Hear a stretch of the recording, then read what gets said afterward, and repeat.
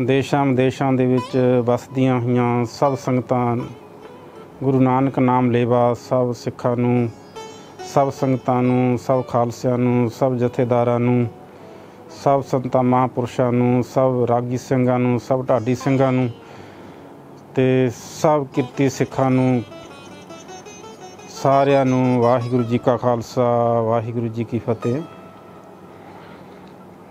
ਬੇਨਤੀ ਹੈ ਕਿ ਜੋ ਅੱਜ ਗੁਰੂ ਸਾਹਿਬ ਦੇ ਸਰੂਪਾਂ ਦੀ ਬੇਅਦਬੀ ਕਿਸੇ ਨਾ ਕਿਸੇ ਰੂਪ ਦੇ ਵਿੱਚ ਹੁੰਦੀ ਹੈ ਅਤੇ ਸਾਡੇ ਸਾਹਮਣੇ ਆਉਂਦੀ ਹੈ, ਜਿਹੜੇ ਸ਼ਰਧਾਵਾਨ ਸਿੱਖ ਨੇ ਉਹਨਾਂ ਨੂੰ ਬੜਾ ਦੁੱਖ ਮਹਿਸੂਸ ਹੁੰਦਾ ਹੈ ਅਤੇ ਲਗਾਤਾਰ ਕਿਸੇ ਨਾ ਕਿਸੇ ਰੂਪ ਦੇ ਵਿੱਚ ਬੇਅਦਬੀ ਹੁੰਦੀ ਜਾ ਰਹੀ ਹੈ ਅਤੇ ਜਿਸ ਦੇ ਵਿੱਚ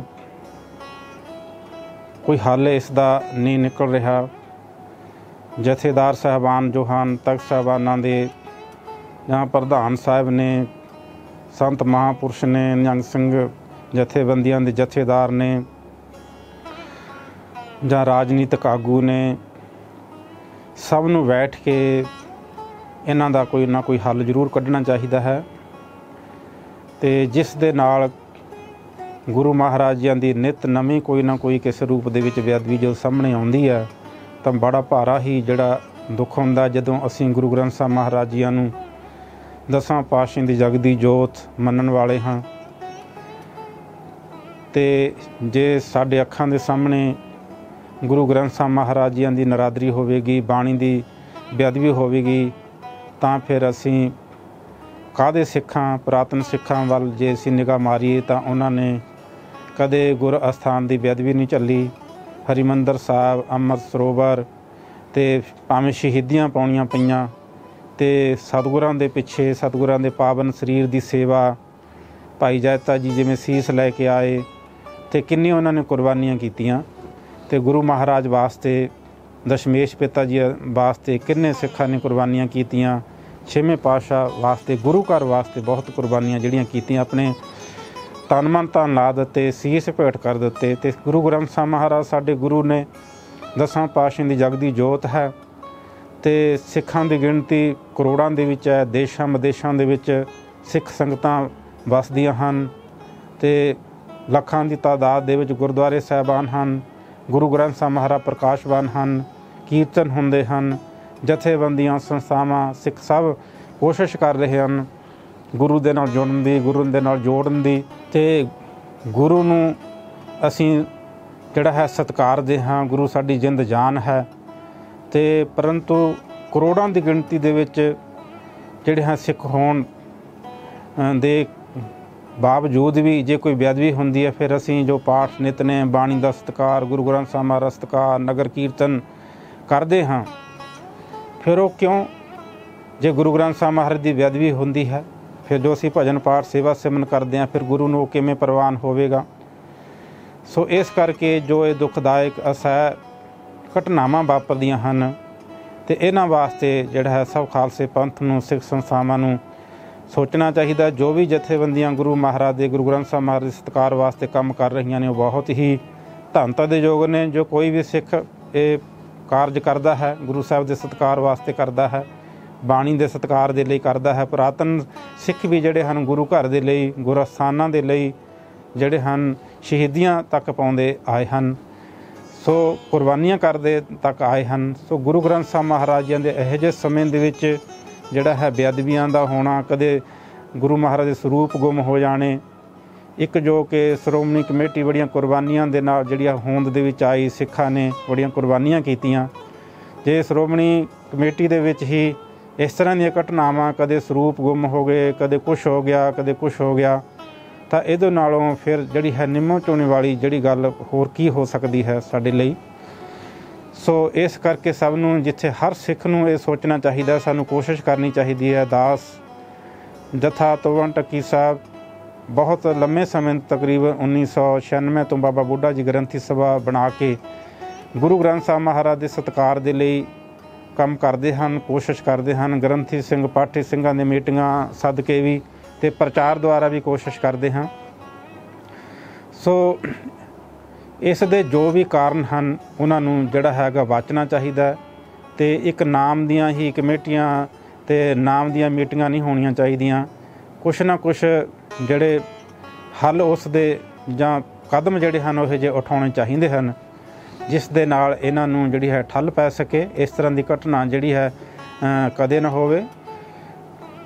ਇਸ ਦੇ ਕੀ ਕਾਰਨ ਹਨ? ਜਿਵੇਂ ਸ੍ਰੀ ਗੁਰੂ ਗ੍ਰੰਥ ਸਾਹਿਬ ਮਹਾਰਾਜ ਜੀਆਂ ਦੀ ਬਾਣੀ ਦੇ ਜਿਹੜੇ ਸਰੂਪ ਹਨ ਜਿਹੜੇ ਹਨ ਉਹਨਾਂ ਦਾ ਧੜਾਧੜ ਛਪਾਈ ਕਰਕੇ ਬੇਕਦਰੇ ਹੱਥਾਂ ਦੇ ਵਿੱਚ ਜਾਣਾ, ਜਿਨ੍ਹਾਂ ਨੂੰ ਕੋਈ ਕਦਰ ਨਹੀਂ ਹੈ, ਜਿਨ੍ਹਾਂ ਨੂੰ ਕੋਈ ਸਤਿਕਾਰ ਨਹੀਂ ਹੈ, ਤੇ ਇਹ ਵੀ ਇਸ ਦਾ ਇੱਕ ਕਾਰਨ ਹੈ। ਜਦੋਂ ਅਸੀਂ ਦੇਖਦੇ ਹਾਂ ਕਿ 400 ਸਾਲਾਂ ਦੇ ਵੀ ਸਰੂਪ ਮੌਜੂਦ ਨੇ, 300 ਸਾਲ ਦੇ ਵੀ ਸਰੂਪ ਮੌਜੂਦ ਨੇ ਅਤੇ ਬੜੀ ਅੱਛੀ ਜਿਹੜੀ ਹੈ ਹਾਲਾਤ ਦੇ ਵਿੱਚ ਮੌਜੂਦ ਨੇ, ਫਿਰ ਇਹ ਕਿਉਂ ਹੋ ਰਿਹਾ ਹੈ ਕਿ ਹੁਣ ਜੋ ਹੁਣ ਸਰੂਪ ਛਪ ਰਹੇ ਹਨ ਅਤੇ ਥੋੜ੍ਹੇ ਸਮੇਂ ਬਾਅਦ ਹੀ ਉਹ ਬਿਰਧ ਹੋ ਜਾਂਦੇ ਨੇ, ਥੋੜ੍ਹੇ ਸਮੇਂ ਬਾਅਦ ਹੀ ਜਿਹੜੇ ਹੈ ਉਹ ਉਹਨਾਂ ਨੂੰ ਅਗਨ ਭੇਟ ਕਰਦੇ ਨੇ। ਜਦੋਂ ਬਾਣੀ ਸਾਡਾ ਗੁਰੂ ਹੈ, ਅਸੀਂ ਉਸ ਨੂੰ ਜਗ ਦੀ ਜੋਤ ਮੰਨਦੇ ਹਾਂ, ਫਿਰ ਬਾਣੀ ਨੂੰ ਜਿਹੜਾ ਹੈਗਾ ਅਗਨ ਭੇਟ ਕਰਨਾ, ਗੁਰੂ ਦੇ ਸਰੂਪਾਂ ਨੂੰ ਅਗਨ ਭੇਟ ਕਰਨਾ ਸਿੱਖਾਂ ਦੇ ਲਈ ਇਹ ਕੀ ਯੋਗ ਹੈ? ਕੀ ਇਸ ਦੇ ਹੋਰ ਹੱਲ ਨਹੀਂ ਲੱਭੇ ਜਾ ਸਕਦੇ? ਜ਼ਰੂਰ ਹੋ ਸਕਦੇ ਹਨ। ਜਦੋਂ 400 ਸਾਲ ਦੇ, 300 ਸਾਲ ਦੇ, 200 ਸਾਲ ਦੇ ਸਰੂਪ ਪਏ ਨੇ, ਤਾਂ ਫਿਰ ਹੁਣ ਕੁਛ ਸਾਲਾਂ ਦੇ ਹੀ ਜਿਹੜੇ ਹਨ ਸਰੂਪ ਕਿਉਂ ਬਿਰਧ ਹੋ ਜਾਂਦੇ ਹਨ? ਕਿਉਂ ਜਿਹੜੇ ਹਨ ਪੱਤਰੇ ਫਟ ਜਾਂਦੇ ਹਨ? ਅਤੇ ਸਾਡੇ ਨਾਲੋਂ ਕਿੰਨੇ ਅਸੀਂ ਆਪਣੇ ਆਪ ਨੂੰ ਬੜੇ ਮਾਡਰਨ ਸਿੱਖ ਅਖਵਾਉਂਦੇ ਹਾਂ, ਅਗਾਂਹ ਵਧੂ, ਬਹੁਤ ਤਰੱਕੀ ਕਰ ਲਈ ਹੈ। ਫਿਰ ਸਾਡੇ ਨਾਲੋਂ ਤਾਂ ਬਹੁਤ ਅੱਛੇ ਸੀ ਉਹ ਸਿੱਖ ਜਿਹੜੇ ਕਿੰਨੀ ਸ਼ਰਧਾ ਦੇ ਨਾਲ ਜਿਹੜੇ ਹਨ ਉਹ ਕਾਗਜ਼ ਤਿਆਰ ਕਰਦੇ ਸੀ, ਕਿੰਨੀ ਸ਼ਰਧਾ ਦੇ ਨਾਲ ਸਿਆਹੀ ਤਿਆਰ ਕਰਦੇ ਸੀ, ਅਤੇ ਉਸ ਦੇ ਦਰਸ਼ਨ ਕਰਕੇ ਹੀ ਜਿਹੜਾ ਹੈ ਮਨ ਗਦਗਦ ਹੋ ਜਾਂਦਾ ਹੈ। ਸਿੱਖਾਂ ਦੀ ਕਿੰਨੀ ਸ਼ਰਧਾ ਸੀ, ਕਿੰਨੀਆਂ ਪੋਥੀਆਂ ਲਿਖਦੇ ਸਨ, ਗੁਰੂ ਗ੍ਰੰਥ ਸਾਹਿਬ ਮਹਾਰਾਜ ਦੇ ਸਰੂਪ ਜਿਹੜੇ ਹਨ ਲਿਖਦੇ ਸਨ। ਅਸੀਂ ਬੇਕਦਰਿਆਂ ਨੇ ਉਹ ਇੱਕ ਸਰੂਪ ਨੂੰ ਲਿਖਣ ਦੇ ਲਈ, ਇੱਕ ਪੋਥੀ ਨੂੰ ਲਿਖਣ ਦੇ ਲਈ ਕਿੰਨਾ ਸਮਾਂ ਅਤੇ ਕਿੰਨੀ ਸ਼ਰਧਾ, ਕਿੰਨੇ ਪ੍ਰੇਮ ਦੀ ਜ਼ਰੂਰਤ ਹੁੰਦੀ। ਅਸੀਂ ਬੇਕਦਰਿਆਂ ਨੇ ਉਹ ਸਰੂਪ ਅਗਨੀ ਭੇਟ ਕਰ ਦਿੱਤੇ।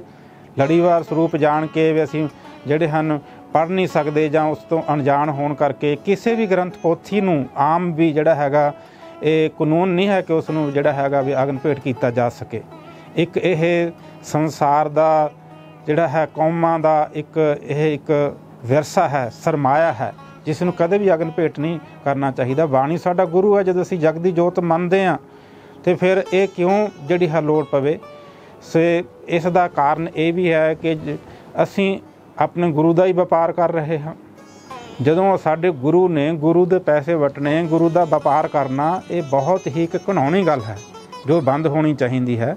ਹੋਰ ਕਿੰਨੀਆਂ ਕਿਤਾਬਾਂ, ਕਿੰਨੇ ਗ੍ਰੰਥ ਪੋਥੀਆਂ ਸਾਨੂੰ ਛਪਾ ਕੇ ਵੰਡਣੇ ਚਾਹੀਦੇ ਨੇ, ਜਥਾਯੋਗ ਭੇਟਾਂ 'ਤੇ ਵੰਡਣੇ ਚਾਹੀਦੇ ਨੇ। ਅਤੇ ਪਰੰਤੂ ਗੁਰੂ ਗ੍ਰੰਥ ਸਾਹਿਬ ਮਹਾਰਾਜ ਦੇ ਜਿਹੜੇ ਸਰੂਪ ਨੇ, ਜਦੋਂ ਬਾਣੀ ਦੇ ਵਿੱਚ ਲਿਖਿਆ ਧੰਨ ਸੋ ਕਾਗਦ ਕਲਮ ਧੰਨ, ਧੰਨ ਭਾਂਡਾ ਧੰਨ ਮਸ, ਧੰਨ ਲਿਖਾਰੀ ਨਾਨਕਾ ਜਿਨ ਨਾਮ ਲਿਖਾਇਆ ਸੱਚ। ਲਿਖਣ ਵਾਲਾ ਵੀ ਧੰਨ ਹੈ, ਉਹ ਸਿਆਹੀ ਵੀ ਧੰਨ ਹੈ, ਉਹ ਭਾਂਡਾ ਵੀ ਧੰਨ ਹੈ, ਕਾਗਜ਼ ਵੀ ਧੰਨ ਹੈ, ਜਿਸ 'ਤੇ ਧੁਰ ਕੀ ਬਾਣੀ ਲਿਖੀ ਜਾਵੇ, ਜਿਸ 'ਤੇ ਉਹ ਅੰਮ੍ਰਿਤ ਬਾਣੀ ਲਿਖੀ ਜਾਵੇ, ਗੁਰੂ ਨਾਨਕ ਦੀ ਬਾਣੀ, ਅਕਾਲ ਪੁਰਖ ਦੀ ਬਾਣੀ ਲਿਖੀ ਜਾਵੇ, ਉਹ ਕਾਗਜ਼ ਵੀ ਧੰਨ ਹੋ ਜਾਂਦਾ, ਉਹ ਸਿਆਹੀ ਵੀ ਧੰਨ ਹੋ ਜਾਂਦੀ ਹੈ, ਲਿਖਣ ਵਾਲਾ ਵੀ ਧੰਨ ਹੋ ਜਾਂਦਾ ਹੈ। ਸੋ ਗੁਰੂ ਮਹਾਰਾਜ ਨੇ ਲਿਖਤੀ ਕੁੱਲ ਤਾਰਿਆ ਜੀ, ਉਹ ਲਿਖਿਆ ਵੀ ਜਿਹੜਾ ਲਿਖਣ ਵਾਲਾ ਉਹ ਆਪਣੇ ਕੁੱਲ ਦਾ ਪਾਰ ਉਤਾਰਾ ਕਰ ਲੈਂਦਾ ਹੈ। ਸੋ ਅਸੀਂ ਜਿਹੜੀ ਇਹ ਕਲਾ ਹੈ, ਇਹ ਸੇਵਾ ਹੈ, ਇਹ ਅਸੀਂ ਗਵਾ ਲਈ ਹੈ। ਲਿਖਣ ਦੀ ਜਿਹੜੀ ਕਲਾ ਅਸੀਂ ਗਵਾ ਲਈ ਹੈ। ਪ੍ਰੈਸਾਂ ਦੇ ਵਿੱਚ ਜਿਹੜੀ ਆ ਬਾਣੀ ਛਪਣ ਲੱਗ ਗਈ ਆ, ਕਾਗਜ਼ ਜਿਹੜਾ ਹੈ ਕੋਈ ਵਧੀਆ ਕਾਗਜ਼ ਨਹੀਂ ਇਹਦਾ ਮਤਲਬ ਲਗਾ ਰਹੇ ਅਤੇ ਉਸ ਦੀ ਸੰਭਾਲ ਨਹੀਂ ਕਰ ਰਹੇ। ਸੋ ਇਸ ਕਰਕੇ ਇਹ ਬੰਦ ਹੋਣਾ ਚਾਹੀਦਾ। ਜੋ ਸਰੂਪ ਛਪੇ ਹੋਏ ਨੇ ਉਹਨਾਂ ਦੀ ਹੀ ਜਦੋਂ ਸੰਭਾਲ ਨਹੀਂ ਹੋ ਰਹੀ, ਕਿੰਨੇ ਸਰੂਪਾਂ ਨੂੰ ਅਗਨੀ ਭੇਟ ਕੀਤਾ ਜਾ ਰਿਹਾ ਹੈ ਕਿ ਸੋਚਣਾ ਚਾਹੀਦਾ ਹੈ ਪੰਥ ਦੇ ਨੁਮਾਇੰਦਿਆਂ ਨੂੰ ਬੈਠ ਕੇ, ਕਿਤੇ ਵੀ ਸਾਡੇ ਦੁੱਖ ਅਧੋਗਤੀ ਦਾ ਕਾਰਨ ਕਿਤੇ ਇਹੀ ਤਾਂ ਨਹੀਂ ਬਣਿਆ ਹੈ ਕਿ ਅਸੀਂ ਆਪਣੇ ਸਤਿਗੁਰ ਦਾ, ਆਪਣੇ ਗੁਰੂ ਦਾ, ਆਪਣੀ ਬਾਣੀ ਦਾ ਸਤਿਕਾਰ ਨਹੀਂ ਕਰ ਸਕੇ। ਵੱਡੇ ਵੱਡੇ ਧਨਾੜ ਸਿੱਖ, ਵੱਡੇ ਵੱਡੇ ਅਮੀਰ ਤੋਂ ਅਮੀਰ ਸਿੱਖ ਜਿਹੜੇ ਬੈਠੇ ਨੇ, ਅੱਜ ਕੋਈ ਦੇਸ਼ ਨਹੀਂ ਜਿੱਥੇ ਆਪਣਾ ਗੁਰੂ ਕੇ ਸਿੱਖ ਨਾ ਹੋਣ। ਵੱਡੇ ਵੱਡੇ ਵਪਾਰ ਨੇ, ਵੱਡੇ ਵੱਡੇ ਧਨਾੜ ਸਿੱਖ ਨੇ, ਅਤੇ ਸੇਵਾ ਵਾਸਤੇ ਲੋਚਦੇ ਵੀ ਨੇ। ਜਿਹੜੀ ਇਹ ਲਿਖਣ ਦੀ ਸੇਵਾ ਹੈ, ਕਾਗਜ਼ ਤਿਆਰ ਕਰਨ ਦੀ ਸੇਵਾ ਹੈ, ਸਿਆਹੀ ਤਿਆਰ ਕਰਨ ਦੀ ਸੇਵਾ ਹੈ, ਅਤੇ ਆਪਣਾ ਕਿਉਂ ਨਹੀਂ ਉਹ ਕਰਨਗੇ? ਜਦੋਂ ਸੇਵਾ ਨੂੰ ਲੋਚ ਕੇ ਸੇਵਾ ਸੋਚਦੇ ਹਨ, ਅਸੀਂ ਰੁਮਾਲਿਆਂ ਦੀ ਸੇਵਾ ਕਰਦੇ ਹਾਂ, ਹੋਰ ਕਿੰਨੇ ਤਰ੍ਹਾਂ ਦੀ ਸੇਵਾ ਕਰਦੇ ਹਾਂ। ਫਿਰ ਗੁਰੂ ਗ੍ਰੰਥ ਸਾਹਿਬ ਮਹਾਰਾਜ ਦੇ ਅੱਛੇ ਜਿਹੜੇ ਹਨ ਕਾਗਜ਼ ਦੇ ਉੱਤੇ ਬਾਣੀ ਲਿਖਣੀ ਅਤੇ ਇਹ ਸਾਰਾ ਸਹੀ ਢੰਗ ਦੇ ਨਾਲ ਤਿਆਰ ਕਰਨਾ ਲੋੜ ਮੁਤਾਬਕ, ਫਿਰ ਇਹ ਇੱਕ ਸੇਵਾ ਦੇ ਤੌਰ 'ਤੇ ਹੋਣਾ ਚਾਹੀਦਾ। ਆਪਣੇ ਗੁਰੂ ਦਾ ਸਾਨੂੰ ਵਪਾਰ ਨਹੀਂ ਕਰਨਾ ਚਾਹੀਦਾ, ਸਾਨੂੰ ਪਿਆਰ ਕਰਨਾ ਚਾਹੀਦਾ ਹੈ। ਸੋ ਗੁਰੂ ਗ੍ਰੰਥ ਸਾਹਿਬ ਮਹਾਰਾਜ ਦੇ ਜਿਹੜੇ ਸਰੂਪ ਨੇ, ਜਿਹੜੇ ਇਸ ਤਰ੍ਹਾਂ ਆਪਣਾ ਛਪ ਕੇ ਬੇਕਦਰੇ ਹੱਥਾਂ ਦੇ ਵਿੱਚ ਜਾ ਰਹੇ ਨੇ, ਬੇਅਦਬੀਆਂ ਹੋ ਰਹੀਆਂ ਹਨ, ਸੋ ਇਸ ਦਾ ਇਹ ਵੀ ਕਾਰਨ ਹੈ ਕਿ ਧੜਾ ਧੜ ਉਸ ਨੂੰ ਜਿਹੜਾ ਹੈ ਕਿ ਪੈਸਿਆਂ ਵਾਸਤੇ ਜਿਹੜਾ ਵਪਾਰ ਕੀਤਾ ਜਾ ਰਿਹਾ ਹੈ। ਸਿੱਖ ਕੀ ਆਪਣੇ ਗੁਰੂ ਦੇ ਪੈਸੇ ਵਟ ਰਹੇ ਨੇ, ਕਿੱਡੀ ਘਿਨਾਉਣੀ ਗੱਲ ਹੈ। ਉਸ ਨੂੰ ਦਸਾਂ ਪਾਤਸ਼ਾਹਾਂ ਦੀ ਜਗਦੀ ਜੋਤ ਕਹਿ ਰਹੇ ਨੇ, ਧੁਰ ਕੀ ਬਾਣੀ ਕਹਿ ਰਹੇ ਹਨ। ਫਿਰ ਉਸ ਦੇ ਆਪਣਾ ਭੇਟਾ ਕੀ, ਭੇਟਾ ਤਾਂ ਜਿਹੜੀ ਉਸ ਦੀ ਇਹੀ ਗੁਰੂ ਮਹਾਰਾਜ ਦੀ ਦਰਸ਼ਨੀ ਭੇਟਾ ਹੀ ਹੋਣੀ ਚਾਹੀਦੀ ਹੈ ਕਿ ਗੁਰੂ ਗ੍ਰੰਥ ਸਾਹਿਬ ਮਹਾਰਾਜ ਜੀਆਂ ਦਾ ਪਾਵਨ ਸਤਿਕਾਰ ਕਰੇ। ਜਿੱਥੇ ਵੀ ਗੁਰੂ ਮਹਾਰਾਜ ਦੇ ਸਰੂਪ ਜਾਣ, ਜਿਸ ਗੁਰਦੁਆਰੇ ਸਾਹਿਬ ਜਾਣ ਜਾਂ ਜਿਸ ਘਰੇ ਵੀ ਹੁਣ, ਗੁਰੂ ਮਹਾਰਾਜ ਦਾ ਸਤਿਕਾਰ ਜਿਹੜਾ ਹੈ ਬਰਕਰਾਰ ਹੋਵੇ ਅਤੇ ਗੁਰੂ ਮਹਾਰਾਜ ਦਾ ਸੁਖਾਸਨ ਪ੍ਰਕਾਸ਼ ਜੋ ਕੁਛ ਵੀ ਆਪਣਾ ਸੇਵਾ ਉਹ ਪਿਆਰ ਸਤਿਕਾਰ ਨਾਲ ਹੋਣੀ ਚਾਹੀਦੀ ਹੈ। ਇਹੀ ਭੇਟਾ ਹੋਣੀ ਚਾਹੀਦੀ ਹੈ। ਅਤੇ ਇਸ ਵਾਸਤੇ ਜੇ ਪੈਸੇ ਦੀ ਲੋੜ ਹੈ ਤਾਂ ਸਿੱਖ ਸੰਗਤਾਂ ਜਿੱਥੇ ਹੋਰ ਲੰਗਰਾਂ 'ਤੇ ਕਰੋੜਾਂ ਰੁਪਏ ਲਾ ਦਿੰਦੇ ਹਨ, ਬਿਲਡਿੰਗਾਂ 'ਤੇ ਕਰੋੜਾਂ ਅਰਬਾਂ ਖਰਬਾਂ ਰੁਪਏ ਚੱਲਦੇ ਹਨ, ਕੀ ਗੁਰੂ ਗ੍ਰੰਥ ਸਾਹਿਬ ਮਹਾਰਾਜ ਵਾਸਤੇ ਨਹੀਂ ਜਿਹੜਾ ਹੈਗਾ ਸਿੱਖ ਸੇਵਾ ਕਰਨਗੇ? ਜ਼ਰੂਰ ਕਰਨਗੇ। ਬਹੁਤ ਸਿਰਦ ਸਿੱਖ ਵੀ ਹਨ, ਬੜੇ ਸਮਝਦਾਰ ਸਿਆਣੇ ਸਿੱਖ ਵੀ ਦੇਸ਼ਾਂ ਵਿਦੇਸ਼ਾਂ ਵਿੱਚ ਬੈਠੇ ਹਨ। ਸੋ ਸਾਨੂੰ ਇਹਨਾਂ ਗੱਲਾਂ 'ਤੇ ਆਪਣਾ ਬੈਠ ਕੇ ਸੋਚਣ ਦੀ ਲੋੜ ਹੈ। ਜਥੇਦਾਰ ਸਾਹਿਬਾਨਾਂ ਨੂੰ ਅਤੇ ਸਾਰੇ ਨੂੰ, ਗੁਰਸਿੱਖਾਂ ਨੂੰ, ਜਥੇਦਾਰਾਂ ਨੂੰ, ਪ੍ਰਧਾਨਾਂ ਨੂੰ ਜਿਹੜਾ ਇਸ ਚੀਜ਼ ਦਾ ਖਿਆਲ ਕਰਨਾ ਚਾਹੀਦਾ ਕਿ ਧੜਾ ਧੜ ਛਪਾਈਆਂ ਜਿਹੜੀਆਂ ਉਹ ਬੰਦ ਹੋਣੀਆਂ ਚਾਹੀਦੀਆਂ ਹਨ। ਅਤੇ ਜਦੋਂ 300 ਸਾਲ ਦੇ ਸਰੂਪ ਪਏ ਨੇ, ਫਿਰ ਇਹ ਸਰੂਪ ਕਿਉਂ ਨਹੀਂ ਆਪਣਾ ਜਿਹੜੇ ਹਨ, ਜੋ ਹੁਣ ਸਰੂਪ ਜੇ ਕੋਈ ਵਿਰਧ ਲੱਗਦਾ ਹੈ ਜਾਂ ਕੋਈ ਪੱਤਰਾ ਜਿਹੜਾ ਹੈਗਾ, ਕੋਈ ਅੰਗ ਖਰਾਬ ਹੋ ਗਿਆ ਤਾਂ ਆਪਣਾ ਪੂਰਾ ਸਰੂਪ ਬਦਲਣ ਦੀ ਜ਼ਰੂਰਤ ਨਹੀਂ ਹੋਣੀ ਚਾਹੀਦੀ। ਬਹੁਤ ਸਾਰੀ ਇਹ ਟੈਕਨੀਕਸ ਇਹੋ ਜਿਹੀਆਂ ਹਨ।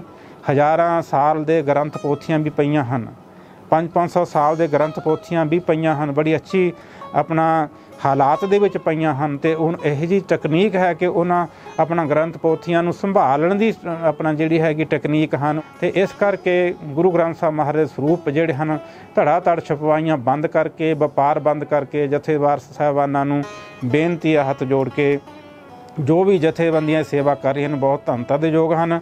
ਅਤੇ ਜਥੇਦਾਰ ਸਾਹਿਬਾਨਾਂ ਨੂੰ ਇਸੇ ਪਾਬੰਦੀ ਲਾਉਣੀ ਚਾਹੀਦੀ ਹੈ, ਸ਼੍ਰੋਮਣੀ ਕਮੇਟੀ ਨੂੰ ਪਾਬੰਦੀ ਲਾਉਣੀ ਚਾਹੀਦੀ ਹੈ। ਜੋ ਸਰੂਪ ਛਪੇ ਹੋਏ ਨੇ ਅਤੇ ਪਹਿਲਾਂ ਉਹਨਾਂ ਦੀ ਸੰਭਾਲ ਕਰੋ। ਲੋੜ ਹੀ ਨਾ ਪਵੇ ਕਿ ਗੁਰੂ ਗ੍ਰੰਥ ਸਾਹਿਬ ਮਹਾਰਾਜ ਦੇ ਸਰੂਪ ਹੈ ਬਾਣੀ ਅਗਨੀ ਭੇਟ ਕਰਨੀ ਪਵੇ। ਅਤੇ ਗੁਰੂ ਜਦੋਂ ਜਗਦੀ ਜੋਤ ਇਸ ਦੀ ਜ਼ਰੂਰਤ ਹੀ ਨਾ ਪਵੇ। ਜਿਉਂ ਅੱਗੇ ਗੁਰੂ ਮਹਾਰਾਜ ਦੇ ਸਰੂਪਾਂ ਦੀ ਲੋੜ ਪਵੇ, ਗੁਰਦੁਆਰੇ ਵੱਧਦੇ ਹਨ ਜਾਂ ਉਸ ਹਿਸਾਬ ਨਾਲ ਹੀ ਸਰੂਪ ਛਪਣੇ ਚਾਹੀਦੇ ਹਨ।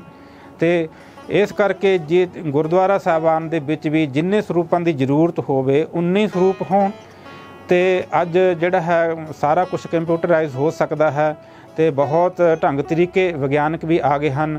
ਅਤੇ ਸਾਨੂੰ ਸਾਰੇ ਹੀ ਆਪਣਾ ਦੇਸ਼ਾਂ ਵਿਦੇਸ਼ਾਂ ਦੇ ਵਿੱਚ ਸਭ ਸਰੂਪਾਂ ਦਾ ਜਿਹੜਾ ਹੈਗਾ ਆਪਣਾ ਗਿਣਤੀ ਕਿੰਨੇ ਸਰੂਪ ਨੇ ਗੁਰੂ ਮਹਾਰਾਜ ਜੀਆਂ ਦੇ, ਜਿੱਥੇ ਅਸੀਂ ਸਭ ਸਰੂਪਾਂ ਨੂੰ ਨਮਸਕਾਰ ਕਰਦੇ ਹਾਂ। ਸੋ ਮਹਾਰਾਜ ਜੀਆਂ ਦੇ ਕਿੰਨੇ ਸਰੂਪ ਨੇ ਅਤੇ ਕਿਸ ਗੁਰਦੁਆਰੇ ਸਾਹਿਬਾਨ ਦੇ ਵਿੱਚ ਸਾਰਾ ਇਹ ਹਿਸਾਬ ਕਿਤਾਬ ਰੱਖਿਆ ਜਾ ਸਕਦਾ ਹੈ।